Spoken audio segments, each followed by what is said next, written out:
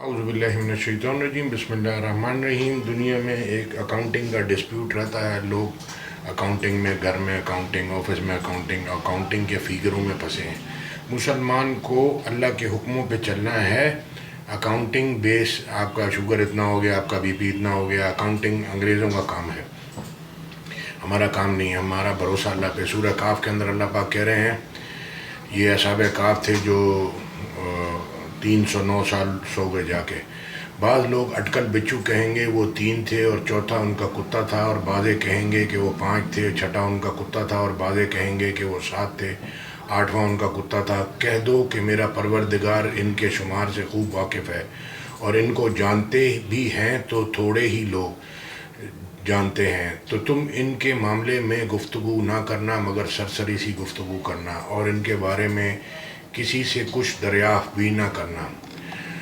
اور پھر دوسری جگہ اللہ پاک ابراہیم میں اکاؤنٹنگ ریلیٹڈ آیت نکالی ہے، سورہ ابراہیم کے اندر 34 نمبر کی آیت میں اللہ پاک کہہ رہے ہیں، اور جو کچھ تم نے مانگا سب میں سے تم کو عنایت کیا، اور اگر اللہ کے احسان گننے لگو تو شمار نہ کر سکو، مگر لوگ نعمت کا شکر نہیں کرتے۔ کچھ شک نہیں کہ انسان بڑا بے انصاف اور ناشکرا ہے۔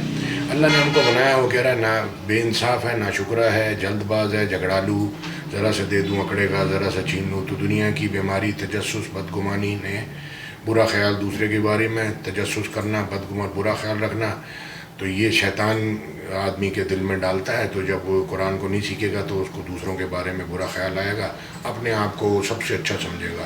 یہ شیطان کی ایک چال ہوتی ہے۔ تو یہ آیت میں ساتھ میں اٹیچ کر دوں گا۔ تو اکاؤنٹنگ سے نکلیں میرے بھائی، اللہ کے حکم پورے کرنے ہیں، زندگی ختم ہو رہی ہے۔ جو علم لے سکتے ہیں کر لیں، جو عمل کر سکتے ہیں کر لیں۔ بعد میں تھوڑی دیر کا میلہ ہے، تھوڑی دیر بیوی بچے، تھوڑی دیر آفس، تھوڑی دیر دوست یار، تھوڑی دیر مسجد، تھوڑی دیر نماز۔ 24 گھنٹے کی زندگی اللہ ہماری دیکھ رہا ہے، فیصلہ اس نے کرنا ہے۔ تو اس کے سامنے اچھے بنے، لوگوں کے سامنے مطلب پوسٹر آپ نے اچھے کا بنایا ہوا، اندر سے آپ گندے ہوں، خراب ہوں، تو اللہ کے سامنے اچھے بنے۔ اللہ ہمارا ظاہر باطن، وہ اللہ کے نام ہے اول آخر ظاہر باطن۔ وہ ہمارا اس سے پہلے کوئی نہیں تھا، اس کے بعد کوئی نہیں ہے۔ ظاہر جو چیز نظر آ رہی ہے وہ بھی اللہ نے بنائی، جو چھپی ہوئی باطن وہ بھی اللہ نے بنائی۔ جزاک اللہ خیر۔ آیت میں ساتھ میں اٹیچ کر دوں گا۔ امید ہے آپ کو یہ جو آیتیں ڈال رہے ہیں اور یہ پوسٹ ڈال رہے ہیں اس سے آپ کو نالج انکریز ہو رہی ہوگی۔ نالج انکریز ہوگی تو ایمان بڑھے گا، ایمان بنے گا تو پھر آپ کو اللہ پاک ہدایت کی طرف لے کے جائے گا۔ یہ نسلوں کا سوال ہے، میرا ایک انسان کا سوال نہیں ہے۔